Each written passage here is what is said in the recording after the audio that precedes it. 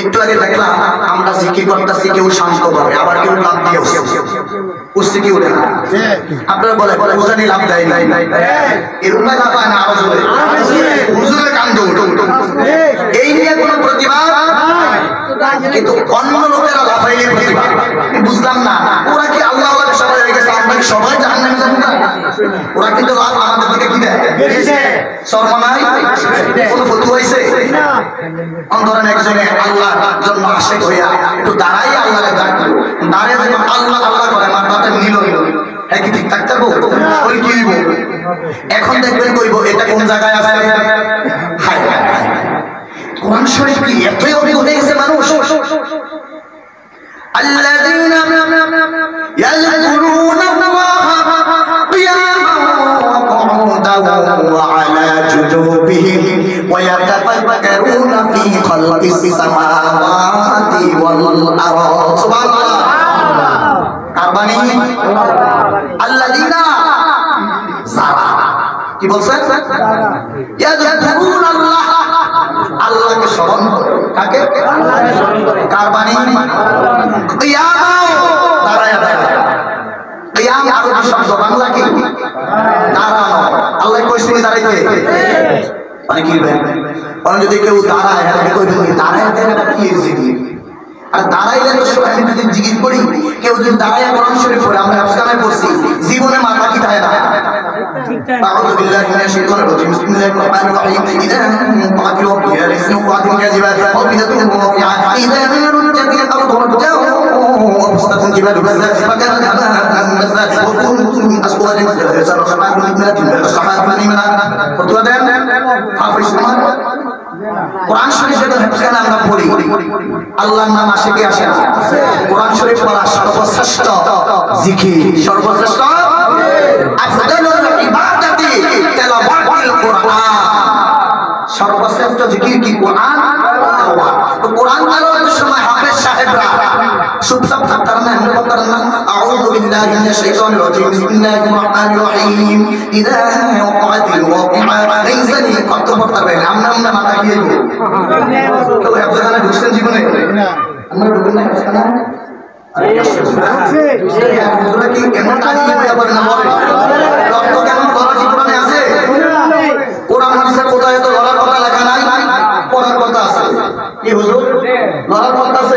লড়েন কি আরে? আজ থেকে লড়তে পারতেন না, আল্লাহর পক্ষ থেকে লড়াই।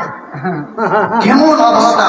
হুজুর আমরা হজ করতে পারবেন কিন্তু বিমানে উঠতেন না, এই যুক্তি আর হুজুর জিকির করতে পারবেন, ধরা সরা নাই। আপনি পড়েন তো দেই 2 ঘন্টা নরম ছাড়া একটু হইলো মাথা কি লড়বো, এটা আপনি লড়েন না, তালে লড়া। আচ্ছা কার নাম পেয়ে বললেন? আল্লাযীনা ইয়াযকুরুনাল্লাহা কিয়ামান, আল্লাহ বলেন যারা দাঁড়াইয়া আমার জিকির করে, এবং বইয়া জিকির করে, শুইয়া জিকির করে, সুবহানাল্লাহ। কয়টা কথা বলেন আল্লাহ?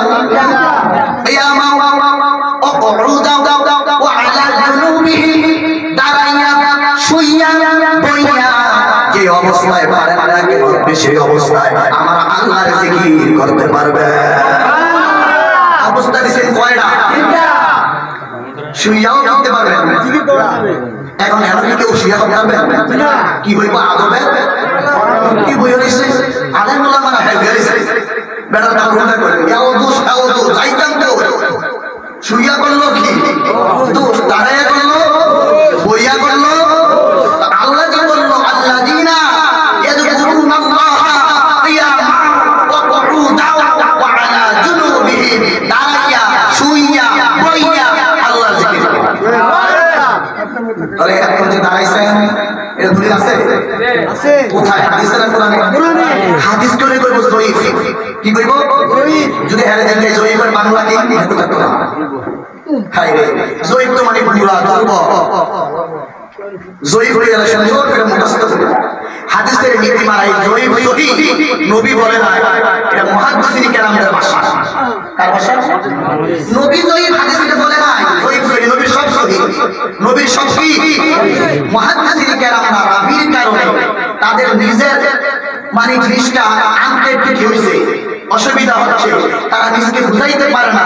রাবির প্রতি রাবি তো বুঝবেন না, আলেম যারা রাবি বুঝেন আপনারা, যিনি হাদিসটা সংবাদ দিয়েছেন, নবীর থেকে এক সাহাবী শুনছে, সাহাবীর থেকে এক তাবী, তাবীর থেকে আরেক তাবী, তাবীর থেকে আরেকজন মানুষ, এমনি এমনি হাদিস শুনতে শুনতে যারা, তাদেরকে বলা হয় হাদিসের ভাষায় রাবি।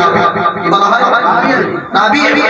এই রাবিরা হাদিস বর্ণনা করতে যায়, তার সন্দেহ হয়েছে। তার কি যে মুহাদ্দিসিন কেরাম কইছে, তার যত সন্দেহ হয়েছে, তার হাদিসটা জানে আল্লাহ জানে, তাকে আসলে নবীর পক্ষে হাসাদিসের মিশা কইছে, একটু সন্দেহ সন্দেহ লাগছে, তো এই লেখছে হাযা হাদিসুন জয়ীব, হাযা হাদিসুন সহিহ, হাযা হাদিসুন হাসানুন সহিহ।